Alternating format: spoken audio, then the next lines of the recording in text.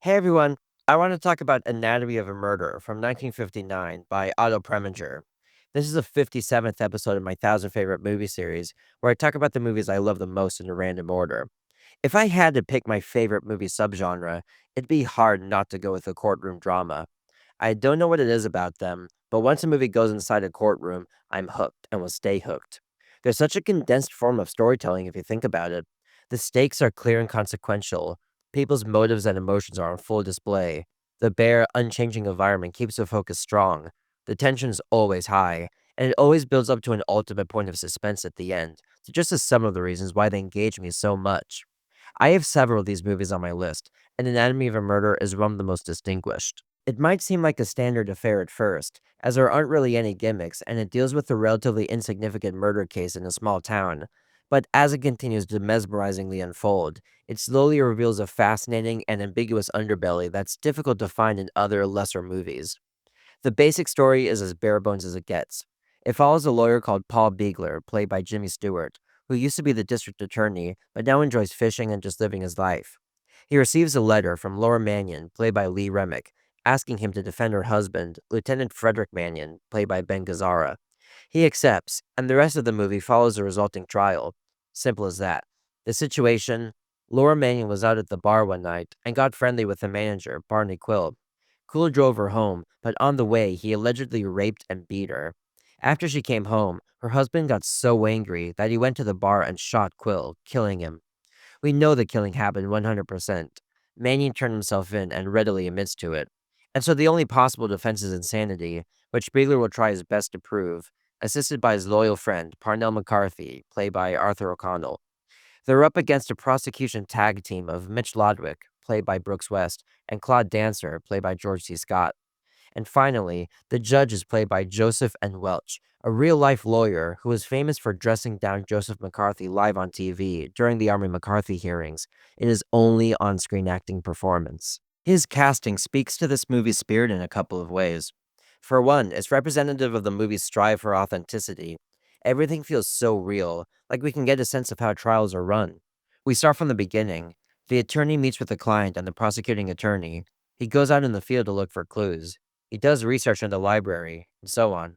Once the trial starts, we can see both sides cross examining several witnesses, each making plentiful objections, both sustained and overruled, conferences with the judge, and we get insight on each side's strategies and how they evolve throughout. I love movies about processes, and this expertly shows how this whole procedure plays out, which feels surprisingly fat free given its nearly 3 hour length. And the fact that Welch is part of the film makes me comfortable that everything's true to life, and has been acclaimed as such by legal professionals. But something else that his casting shows is how the movie feels more hip and anti establishment than one might believe at first glance. Preminger could have cast any established actor in the role, but he went with a non actor who helped halt the face of anti communism in the 50s. It feels like a defiant choice, like an FU to the government and the Hollywood blacklist. Another great, unusual casting is Duke Ellington, who, despite his fame and talent, was almost non existent in Hollywood. He makes an uncredited cameo role in the movie as a pianist called Pie Eye, playing piano alongside Jimmy Stewart. But his main contribution was that he wrote and performed the landmark score to the film.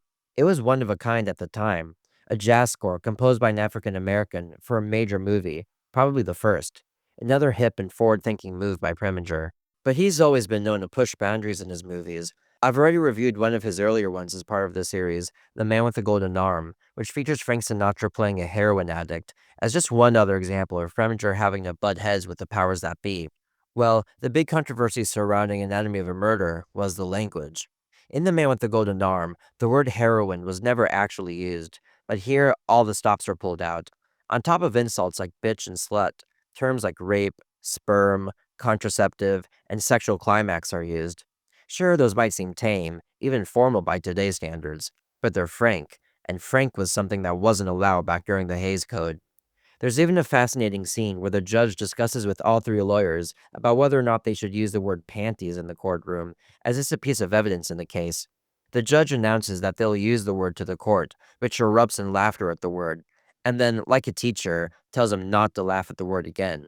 He's addressing the audience in the courtroom, but it's almost like he could be addressing the production code itself. This kind of straight talk was one of the contributing factors that led to the end of the Hays Code. But this movie's achievements aren't limited to just pushing boundaries. The case is straightforward enough, but the characters and performances that make it up are imbued with great ambiguity and rich subtleties. I'll start with arguably the most interesting element of the film, Laura and Frederick Mannion. Laura, in particular, is such a unique character. There are many things in the movie that are ambiguous and that I'm not sure about, but the fact that she was raped isn't one of them. That makes the way she acts so intriguing. She's extremely outgoing, happy, and even flirtatious with Jimmy Stewart's character, looking like she's enjoying life, a complete contrast to just about every other character in movies who's been raped. She'll be going to a bar and dancing with strangers in one scene, and the next she'll be emotionally testifying as to her experience, and Lee Remick sells everything perfectly. Her sorrow and grief towards her situation is clear, yet at the same time, she seems to be almost enjoying the ride. Her relationship with her husband is also in great question. Is it a good or bad one? Well, ultimately, I think there's much more evidence as to it being bad. Sure, this is an emotional hug, and she wants him to get out more than anything, she says, but she hints towards their bad relationship several times. I mean, she says she's scared of him at one point. At another, after Stewart takes her home from the bar where she was dancing with other men, she says that she's lonely, she hates being cooped up in her trailer all the time, and that if he were found guilty, she says that it'd be one way to end it. Before that, Stewart told her to, quote, save your jiggle for your husband to look at if and when I get him out of jail, which the fact that he even had to tell her that implies that, subconsciously, that might not be part of her plan. Speaking of her relationship with Stewart, on top of her flat out inviting him into her trailer late at night, there's a scene where, when she's flirting with him, he points out that her husband is watching, and then she backs off, confirming that she was indeed flirting with him. Sure, the relationship might not be great, but is it violent? That's ambiguous to me, especially towards the end. But now I have to give a spoiler warning. No one wants to watch a courtroom movie where you already know the result. So if you want to watch this movie, which I highly recommend you do, you might want to step out now. At the end of the trial, a fellow prisoner falsely testifies that Frederick said he'll kick his wife to kingdom come when he gets out. Well, before the verdict is read, Laura tells Stewart, you can tell him I'm waiting to be kicked to kingdom come. We take it as a joke at the time, but was it? We hear in the last scene of the movie that before the two abandoned the trailer park they were living at, Laura was crying. Did her husband actually kick her to kingdom come? And was he the one who, dare I say, raped and beat Laura in the first place, and not Barney Quill, the man he killed? It's hard to know the definitive answer to any of these questions, giving the film a subtle, haunting quality that really grips me. And how about Frederick? He decides that he didn't remember having killed Barney Quill, and that he basically went insane at the time. Irresistible impulse is called. Yet, is he telling the truth? Stewart subtly pushed him into claiming that this was the case, but a psychiatrist testified that this was the case, although that could have been based purely on lies. I think we can definitively tell that this was a lie based solely on Bengazar's acting. He seems less genuine when he makes these statements, which I'm sure was entirely purposeful. In fact, the very end of the movie might be the giveaway. He says in a note to Stewart that they left without paying him because he was, quote, seized by an irresistible impulse. It could just be a joke, but it'd be very easy to interpret this as him openly mocking his defense that got him off, implying that it was all a lie. And so, if this whole case was based on a lie, what's the movie saying about the American legal system? The movie clearly has respect for it, but still, what a commentary about how justice is meted out, how it's essentially about whoever has the best strategy and most sneaky tactics. In some cases, especially in George C. Scott's case, we see the side of the law even resorting to underhanded methods, like blocking Stewart's view of the witness and using a witness who he surely knows as much as the defense does is not to be trusted. It's all part of the game, and it basically is what it is. There's an additional emphasis in the courtroom scenes that's definitely disturbing, however, not having to do with anything I mentioned before.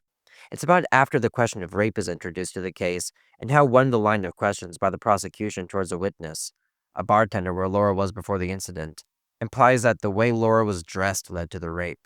One wonders if this was a common argument back in the day. I'd be surprised if it wasn't. And also, one also hopes that this isn't even thought about being employed today. But it's not just the awful victim blaming that disturbs.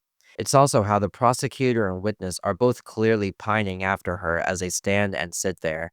To be doing this in this context is inexcusable, while also being a brilliant piece of acting and direction by Preminger. In fact, all the performances are first rate. Jimmy Stewart is one of my favorite actors anyway.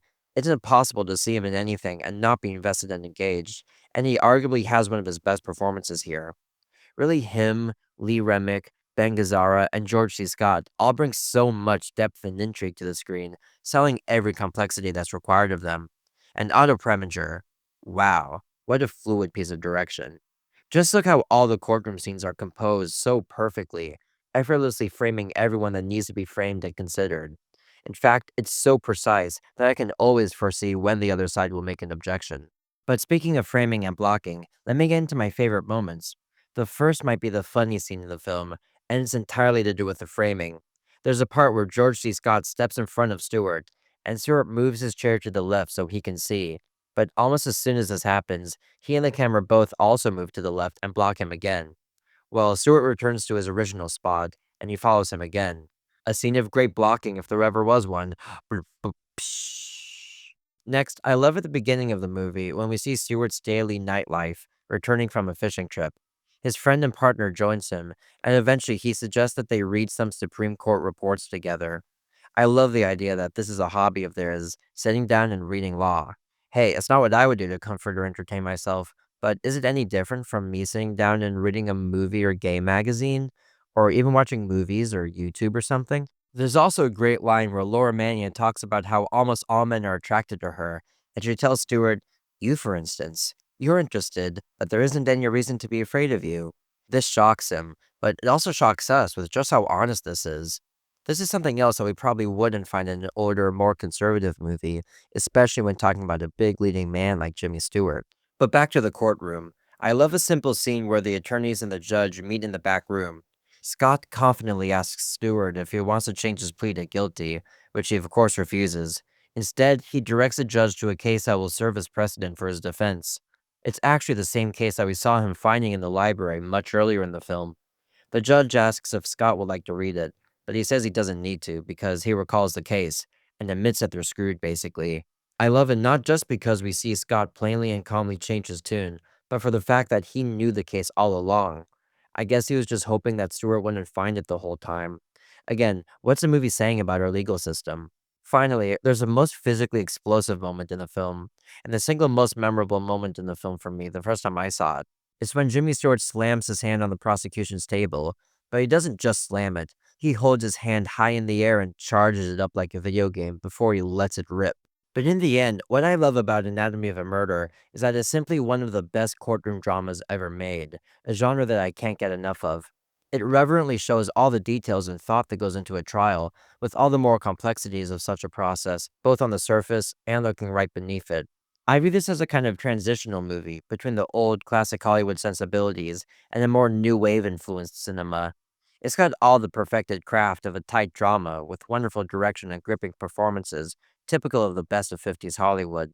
While on the other hand, we also get provocative language and character development, as well as hip, anti establishment casting and music decisions. In short, it's one of the fastest, over 2.5 hour movies you can find. It's one of my 1,000 favorite movies. Thanks for watching my video. Gochou makoto ni arigatou gozaimasu. Have you seen Anatomy of a Murder? Let me know what you think in the comments. I think of all my favorite movies as my friends, and I think of my audience as friends too. So if you want to help me complete this 1,000 favorite movies epic, don't forget to like and subscribe.